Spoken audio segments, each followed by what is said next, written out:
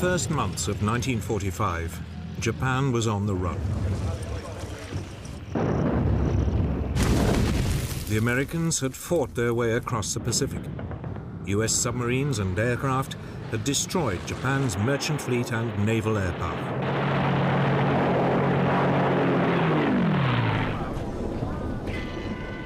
The main Japanese home islands had been cut off from vital supplies of fuel and raw materials. The Japanese were facing defeat.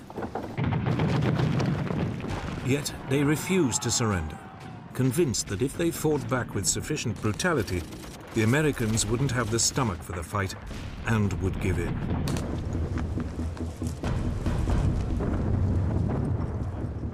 Japan made clear that every move towards the home islands would be paid for in Allied blood. It presented the United States with a huge problem. How could Japan be defeated without a terrible loss of American life?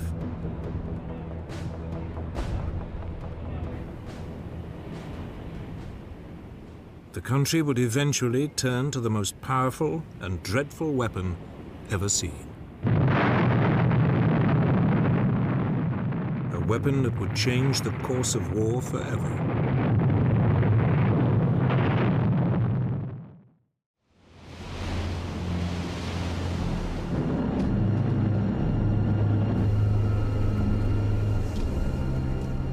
In early 1945, as US military planners considered the next move against Japan, their gaze fell on the Japanese-occupied island of Iwo Jima. It lay a mere 800 miles from the Japanese mainland and would be a valuable base for attacking the country. The US commander in the Central Pacific, Admiral Chester Nimitz, assembled the largest landing fleet ever brought together in the Pacific campaign and prepared to invade the island.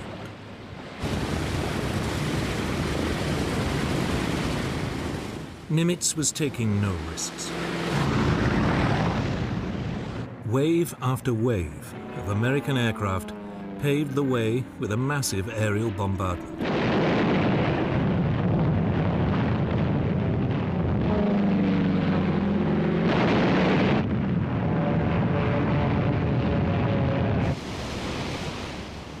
Then, on the morning of February the 19th, 1945, the guns of the Naval Task Force began one of the most prolonged bombardments of the war.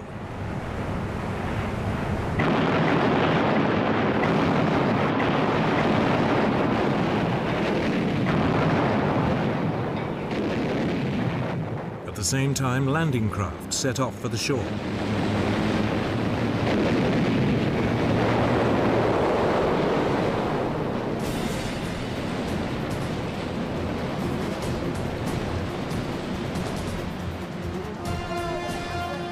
The Marines hit the beaches of Iwo Jima along the southwestern shore just after 9 o'clock in the morning. For a few moments, there was an eerie calm. The massive naval and aerial bombardment appeared to have overwhelmed the Japanese garrison. Then a hurricane of Japanese fire swept over them.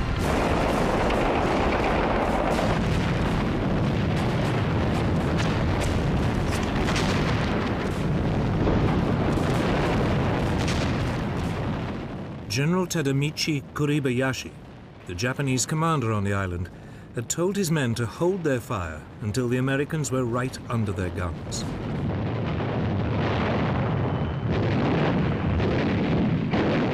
Now the Japanese opened up from a network of tunnels, caves, and bunkers.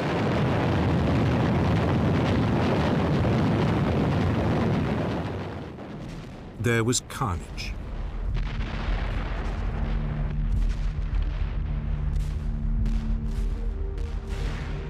But gradually, small groups of US troops inched their way forward.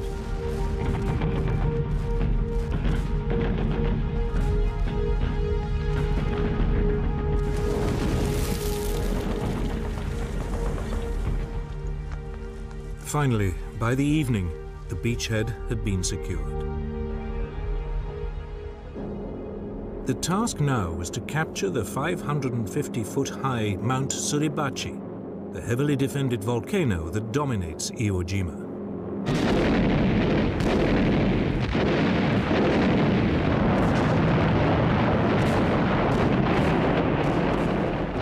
For 3 days, Marines clawed their way up the steep, pitted slopes. They were supported by a constant air and naval bombardment from the invasion fleet.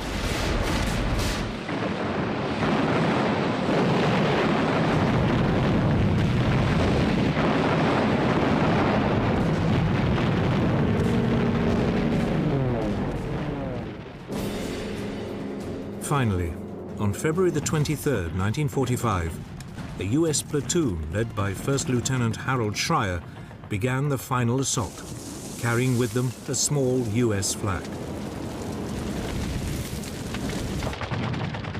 They reached the summit and raised their flag using a piece of piping as a pole.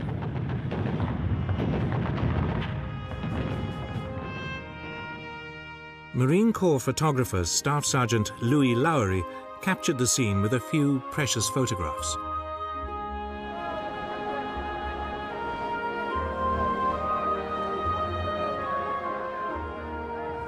The hard-pressed Marines on the beaches below cheered and wept.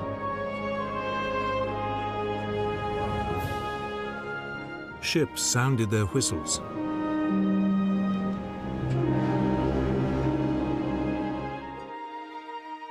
Three hours later, the event was restaged with a larger US flag.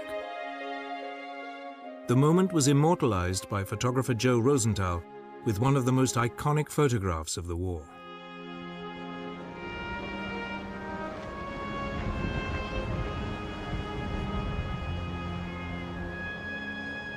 But the battle for Iwo Jima was far from over.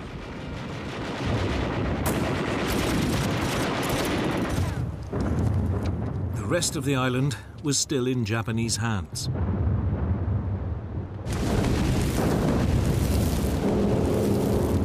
The next day, the Marines captured the first of the island's strategically vital airfields.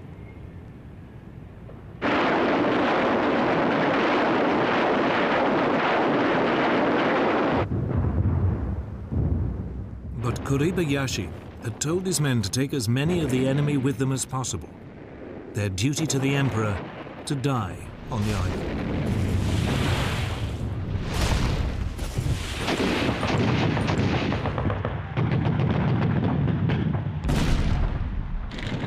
It meant each assault became a bloody frontal affair.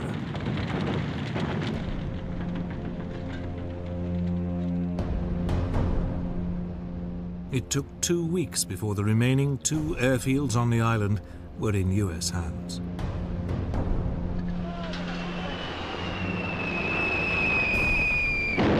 Even as the fighting continued, the US Air Force began to make use of Iwo Jima's airfields.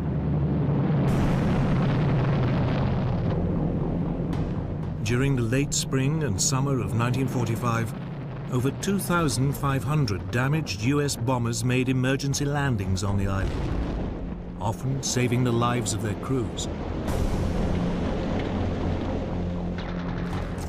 Finally, at the end of March, after some 6 weeks of ferocious fighting, the last Japanese resistance was snuffed out.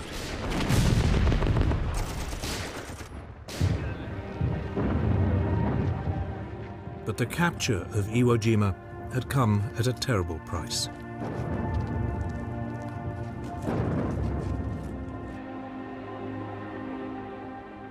Only 200 of the 22,000-strong Japanese garrison survived.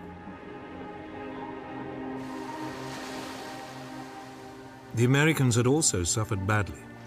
Nearly 7,000 Marines had been killed and some 18,000 wounded.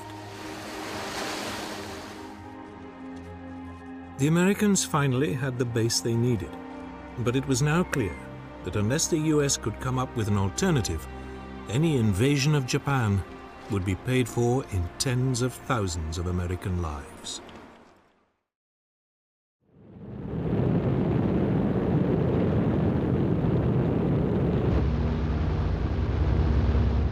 In the United States, one group of military planners had long believed there was an alternative to invading Japan. It was called strategic bombing.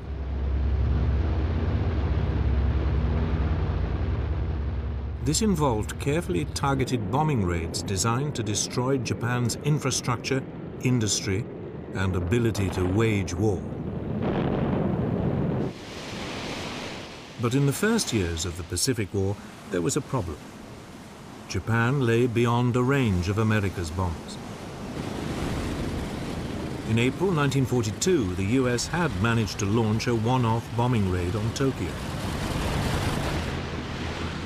But it had pushed the bombers to their limits and was never a practical long-term option. Then, in early 1944, the Boeing Aircraft Corporation produced a revolutionary new heavy bomber, the B-29 Superfortress. It could carry 20,000 pounds of bombs over a range of 3,250 miles.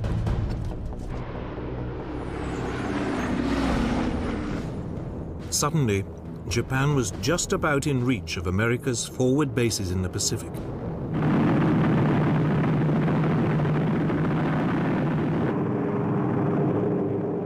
In summer 1944, 9 months before the assault on Iwo Jima, US B-29s stationed at Chengdu in southwest China began a series of strategic bombing raids on Japan. But range was still an issue. It was too far for a fighter escort, so the superfortresses had to fly alone, staying at high altitude for their own safety. Even then, the range was only just within limits, and there was no room for navigational error.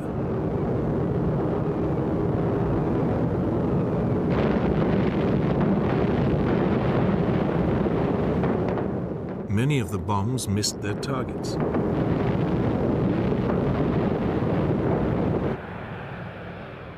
Then in July 1944, there was a development that gave strategic bombing a new lease of life. The US Navy captured the Mariana Islands in the Central Pacific. They were only 1,500 miles from the Japanese homeland. This was well within the B-29's operating range. The odds for a successful bombing campaign on Japan had dramatically improved.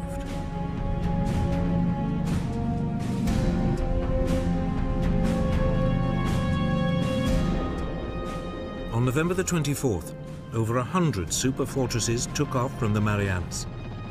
Their target, the Nakajima Aircraft Factory in Tokyo.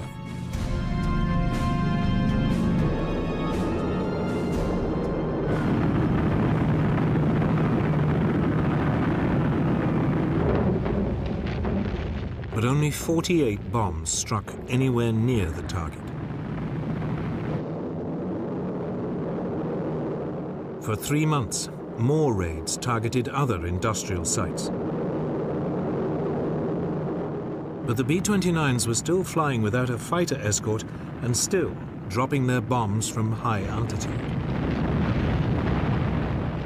The targets were often obscured by cloud, and jet stream winds made accurate bomb aiming impossible.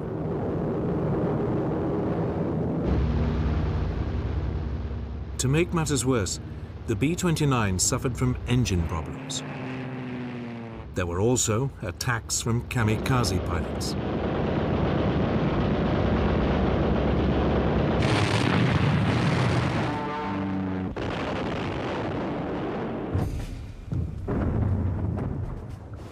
By the winter of 1944, it was clear that strategic bombing was just not working. If Japan was to be bombed into submission, the US would have to come up with something else. So it was that on December the 18th, 1944, America tried a new tactic. 84 B-29s set off from Chengdu for Japanese-occupied Hankow on the Yangtze River.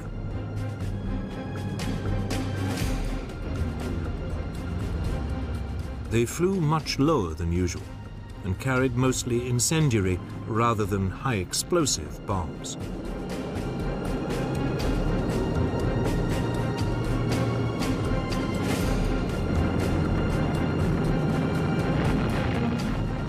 Hankow was devastated.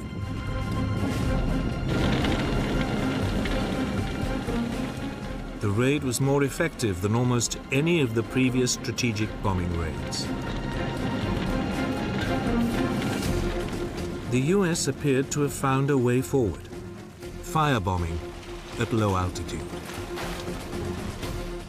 The US bomber commander in the Marianas, General Curtis LeMay, now ordered the systematic firebombing of Japan. It was the same tactic that Britain had employed in Germany.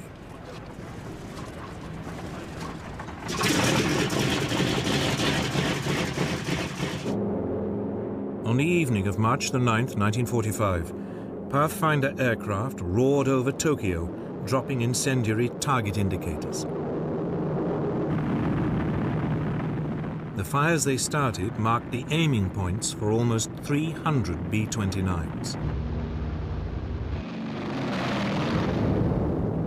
Coming in at just 5,000 feet, they dropped over 2,000 tons of incendiary bombs.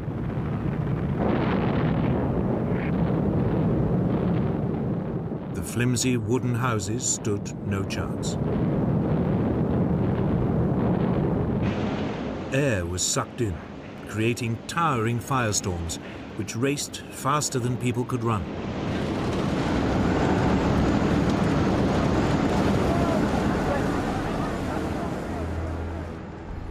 The glow from the burning city could be seen over 150 miles away.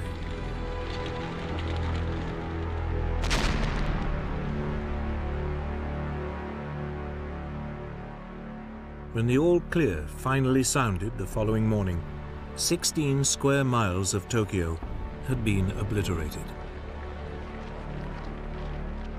Over 100,000 of its citizens were killed and 1 million made homeless.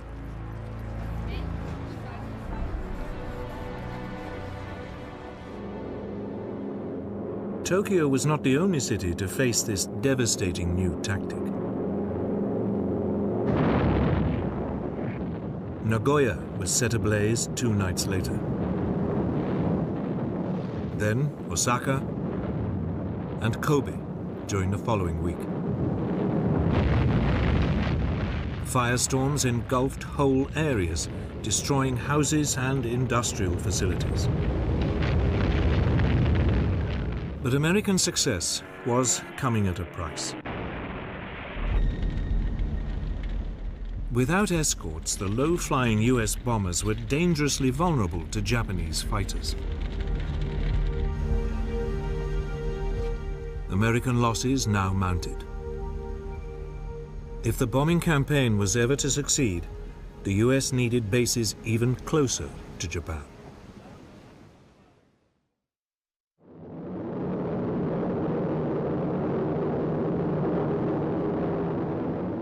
Within weeks, Iwo Jima fell.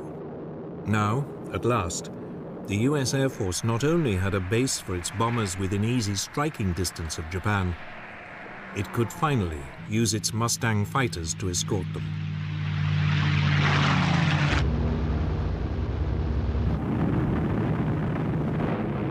During the late spring and early summer of 1945, strikes of up to 500 bombers attacked Japan every other day.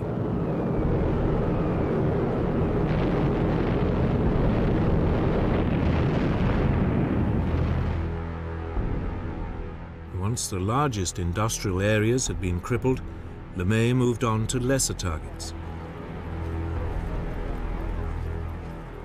Yet, in the face of catastrophic damage and an appalling death toll, the Japanese showed no sign of cracking. It finally dawned on the Americans that strategic bombing alone was never going to defeat Japan.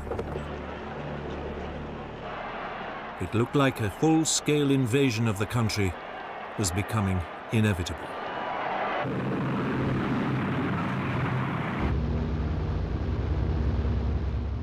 For the US battle planners, the next logical step in the land campaign was the Japanese island of Okinawa. It lay a mere 350 miles from the Japanese homeland islands.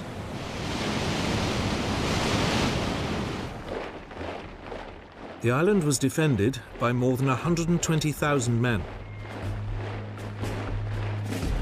The Japanese commander, General Mitsuru Ishijima, was determined to turn it into an American graveyard.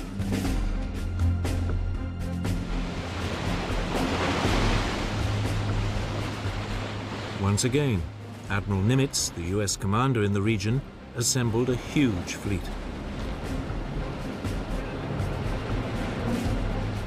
It included 40 aircraft carriers and 18 battleships. The opening bombardment of Okinawa began on March the 23rd, 1945.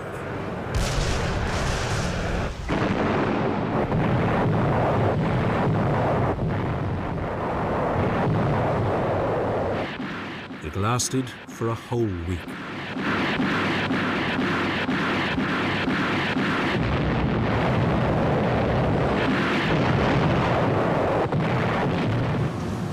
Finally, on the morning of April the 1st, the assault boats headed for the shore.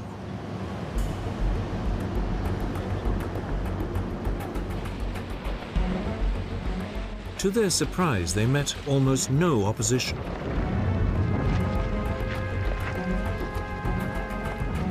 By nightfall, 60,000 men had landed, and the beachhead was up to 2 miles deep.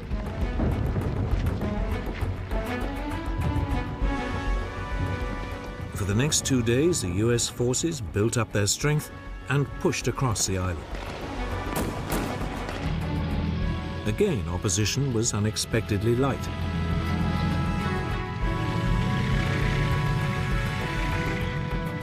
By April the 4th, the Japanese defenders had been split in two.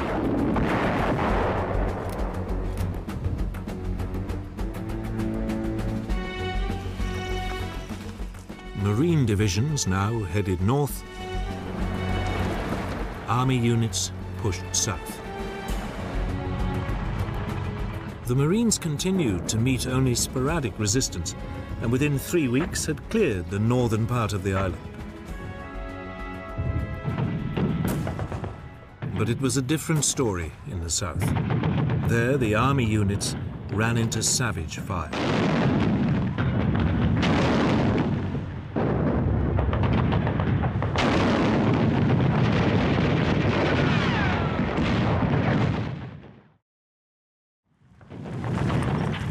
For 10 days, the Japanese held their defensive line.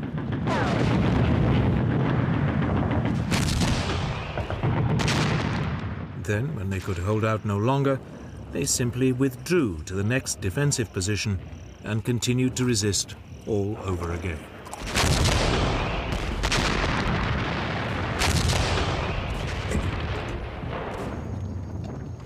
Meanwhile, the Japanese also prepared to launch an air assault on the invasion fleet. Early on the morning of April the 7th, kamikaze pilots gathered to drink their ritual cups of sake and climb into their aircraft for the last time.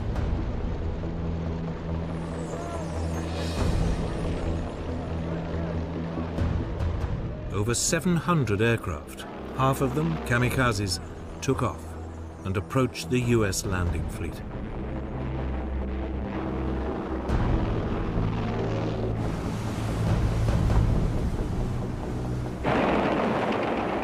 A line of radar-equipped destroyers operating about 50 miles out at sea was hit first.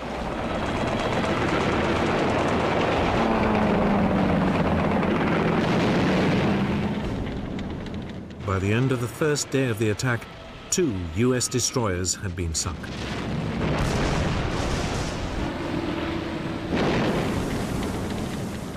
"24 other vessels were also damaged.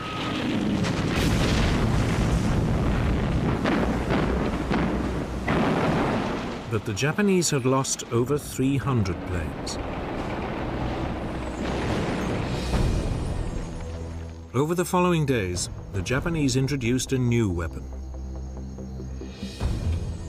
The Oka, or Cherry Blossom, was a rocket-powered suicide missile driven by a kamikaze pilot.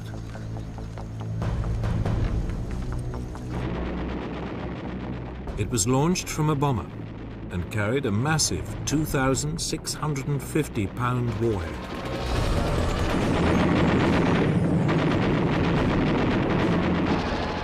On April the 12th, another US destroyer was hit and sunk.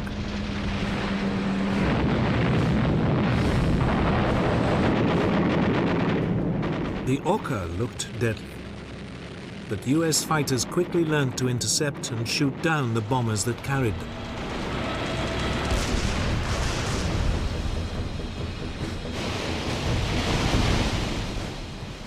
In desperation, the Japanese Navy now sent a suicide mission of its own.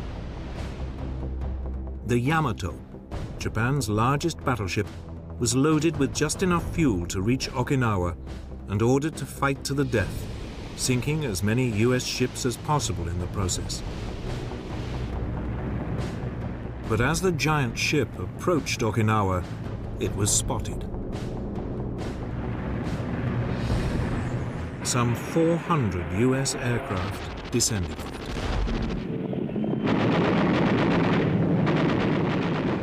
Within 2 hours, it blew up.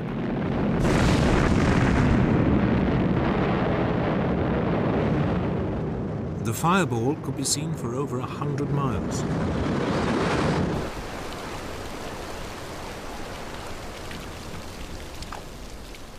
Back on Okinawa, torrential rain now turned the battlefield into a quagmire. For over a month, US troops struggled to push their way south.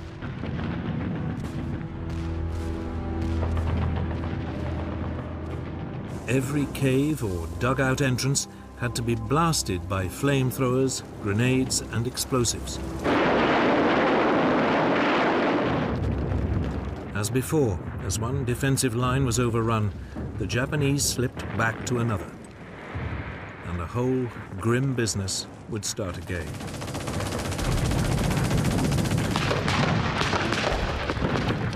US casualties rapidly mounted.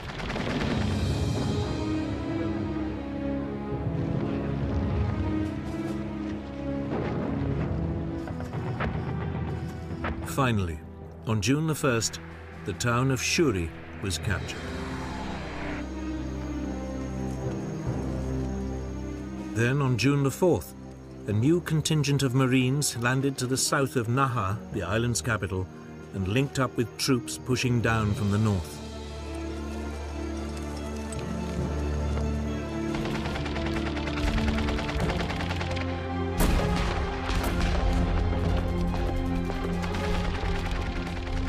Savage fighting continued, but by June the 17th, the Japanese resistance was collapsing.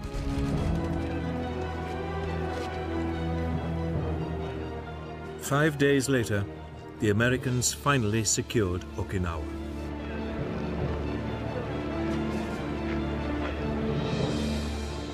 The Japanese commander, General Ishijima, committed ritual suicide, harakiri.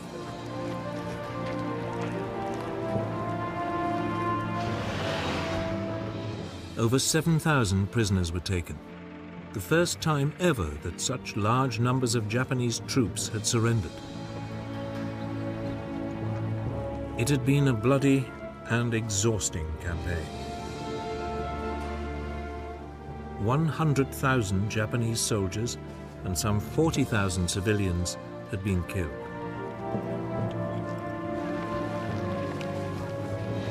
The Americans, for their part, had lost over 15,000 men. It was a sobering reminder of what would await the American forces if they invaded the main Japanese home islands. More than ever, they needed a solution. A way to obliterate Japan's will to fight, once and for all.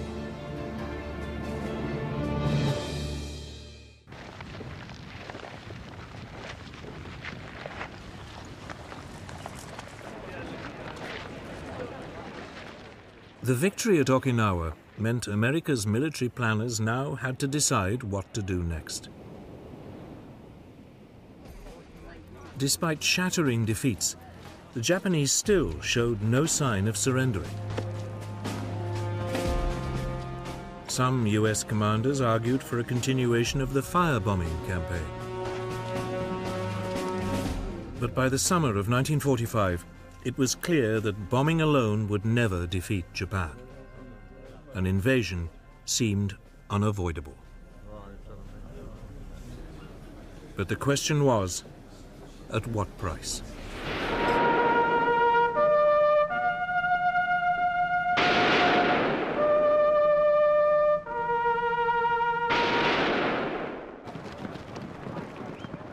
The Japanese had some 1 million men defending the home islands. They were supported by about 5,000 aircraft, and new kamikaze pilots were being trained all the time.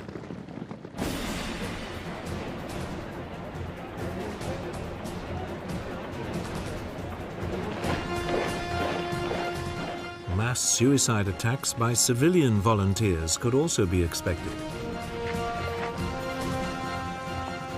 A bloodbath seemed inevitable. It was estimated that over 250,000 American lives might be lost. Then, in July 1945, the new US President, Harry S. Truman, heard about the results of a top-secret Allied scientific research program. It was called the Manhattan Project. For 3 years, Allied scientists had been working on an atom bomb, a weapon that draws on the vast quantities of energy released when an atom is split. It would have an unimaginable destructive force.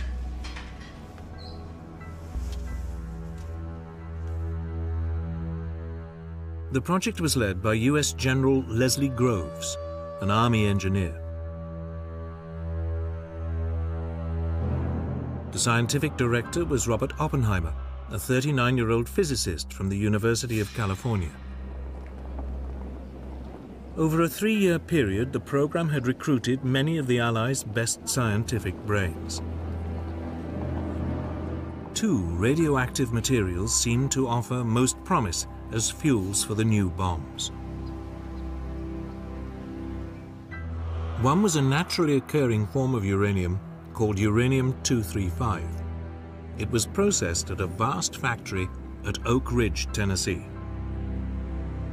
The other was plutonium, a man-made material manufactured in primitive nuclear reactors at Hanford in Washington state. The research was coordinated and conducted by a team of scientists at Los Alamos, a specially built laboratory complex in the New Mexico desert.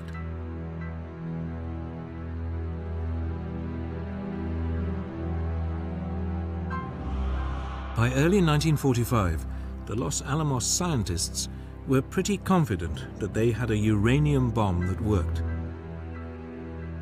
But it required huge quantities of uranium-235, and the scientists worried that they didn't have enough of it.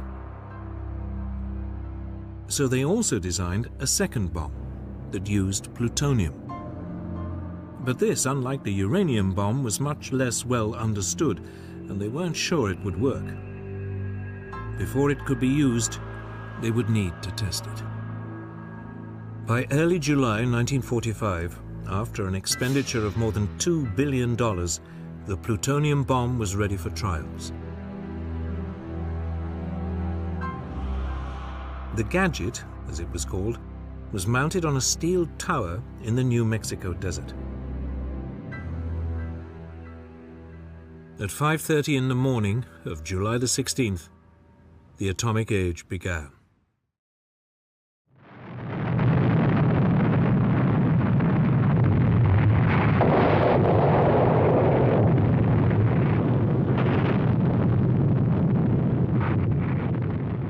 News that Operation Trinity had been successful was swiftly passed to President Truman. He had recently arrived at a conference in the Berlin suburb of Potsdam, meeting with Stalin and Churchill, discussing the future of Europe. Truman didn't hesitate. He ordered his commanders to prepare to drop the new bombs on Japan as soon as possible.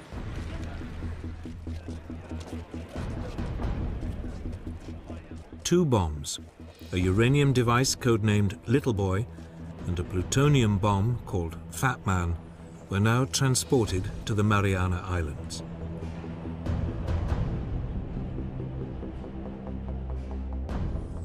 There, the immensely experienced Colonel Paul Tibbets, leader of the specially trained 509th Composite Group, prepared his B-29.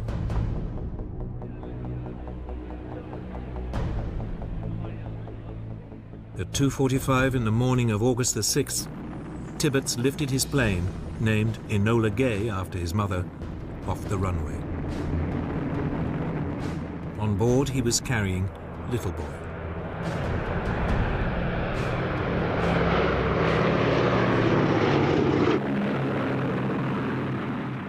The flight to the target, Japan's fourth largest city, Hiroshima, went without a hitch. At 8 a.m. on a bright sunny morning, Enola Gay approached the city at 33,000 feet.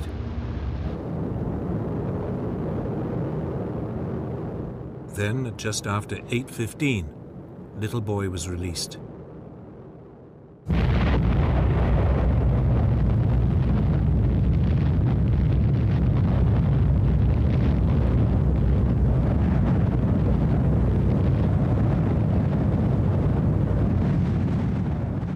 The uranium bomb had the power of nearly 13,000 tons of TNT.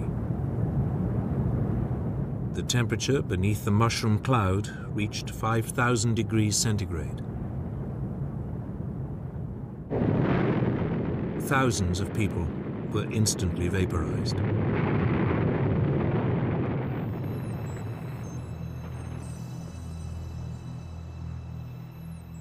Shock waves leveled buildings up to a 5-mile radius.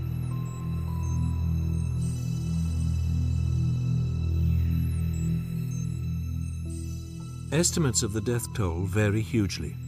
Some put it at 40,000 people, others at 100,000.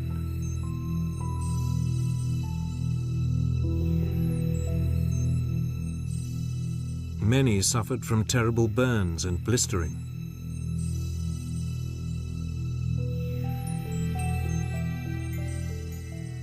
Over the course of the following weeks, thousands more people died from radiation poisoning.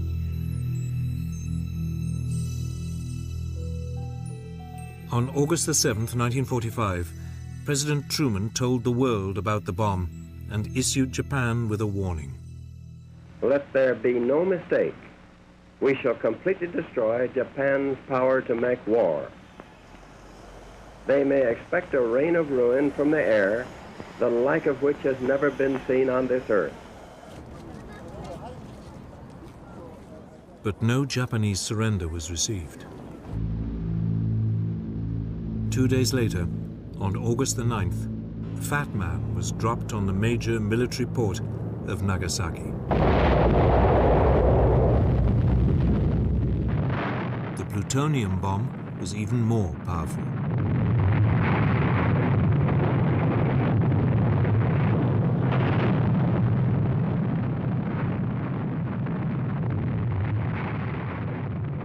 In fact, the bomb fell way off target, but it still caused massive destruction.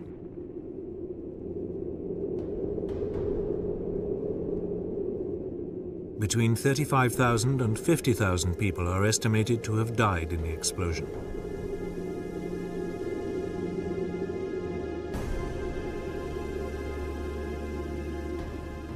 The Japanese government could now have no doubt that they faced a new and horrific weapon. But the question remained, would even this force them to surrender?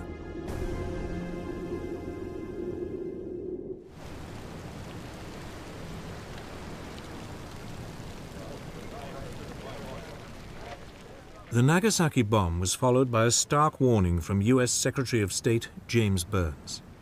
There is still time, but little time, for the Japanese to save themselves from the destruction which threatens them.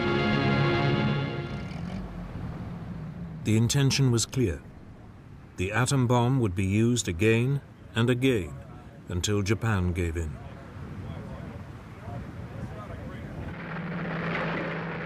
That same day, Japan's position became even more precarious. Early in the morning of August the 9th, 1.5 million Soviet troops stormed into Manchuria and northern China.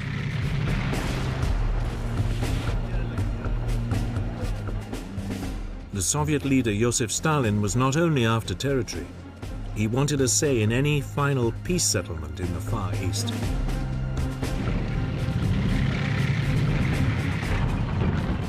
There were still over 1 million Japanese troops in the area, but the Red Army blitzkrieg was unstoppable. The Japanese position in the war had become untenable.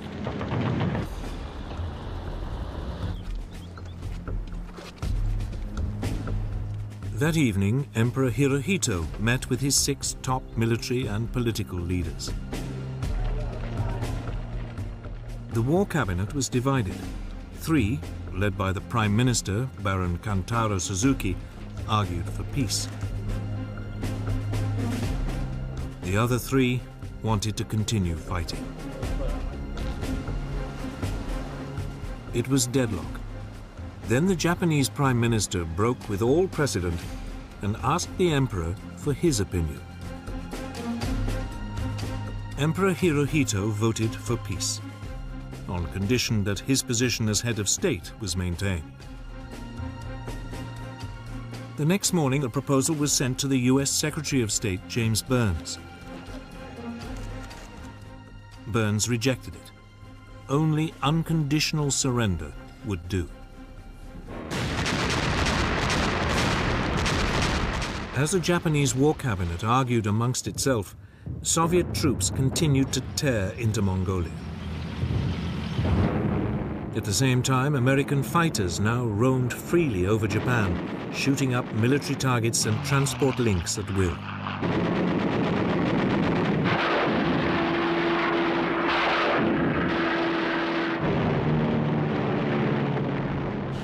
Massive air raids continued to devastate Japan.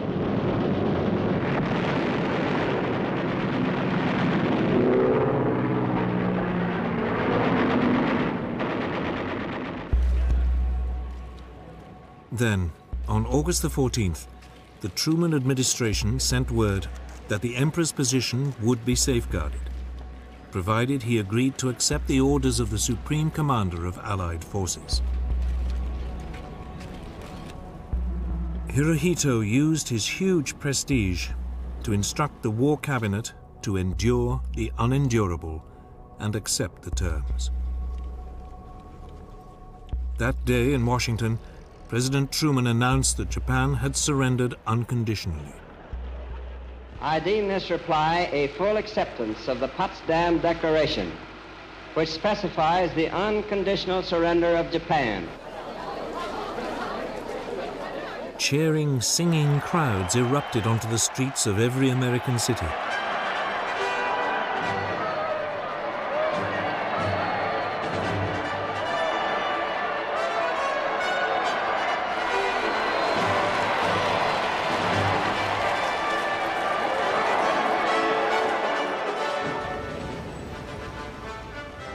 In Britain, it was midnight when the new Prime Minister, Clement Attlee, broadcast the news. Japan has today surrendered. The last of our enemies is laid low. Peace has once again come to the world. Let us thank God for this great deliverance and his mercies. Long live the King. Within minutes, crowds appeared on the streets of London. Many gathered outside Buckingham Palace. A giant street party lasted well into the following day.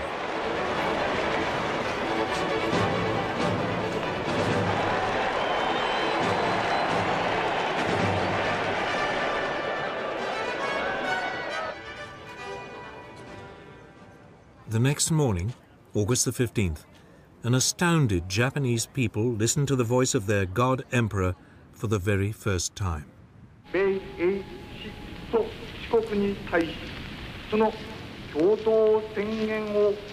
He told them that Japan's position had become impossible, and the country was obliged to surrender. All military forces must lay down their arms. Such was the Emperor's prestige that almost every unit obeyed.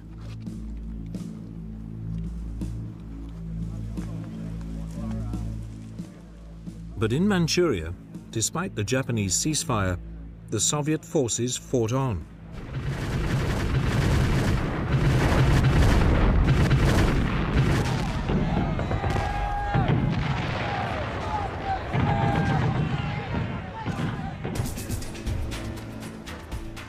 For the first time, large numbers of Japanese troops now surrendered.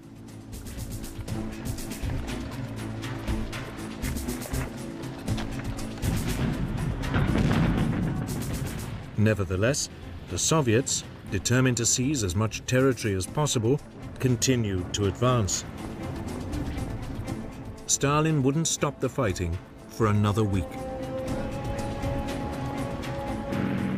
By then, the whole of Manchuria, half of Korea, and part of northern China were under his control.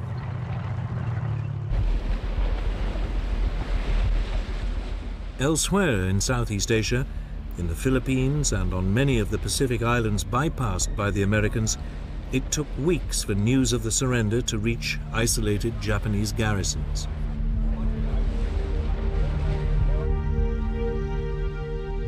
Some Japanese soldiers would remain hidden in the jungle for more than 30 years.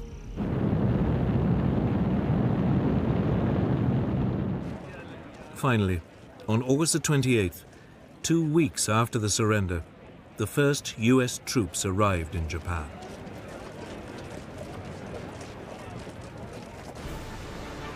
A huge US fleet gathered in Tokyo Bay, sailing past the shattered hulks of the once proud Japanese Navy that they had so comprehensively defeated.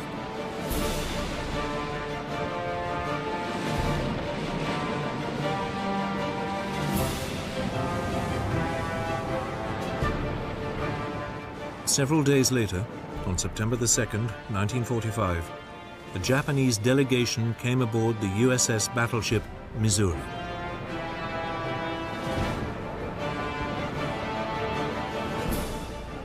On its quarterdeck, the new Japanese Foreign Minister, Mamoru Shigemitsu, signed the document of unconditional surrender. It was countersigned by US General Douglas MacArthur, the man who would effectively run Japan for the next 6 years. As Supreme Commander for the Allied Powers, I announce it my firm purpose, in the tradition of the countries I represent, to proceed in the discharge of my responsibilities with justice and tolerance. Then a force of more than 2,000 Allied aircraft roared overhead. It was a fitting tribute to the overwhelming power which had finally brought Germany and Japan to utter defeat.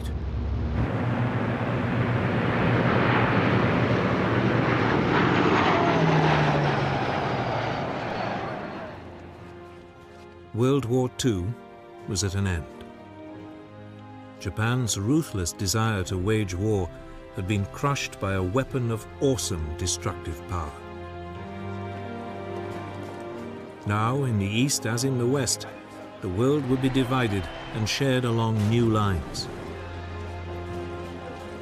New allegiances would be formed, and new enemies would vie for global influence under the specter of nuclear war. A new era in world history had begun.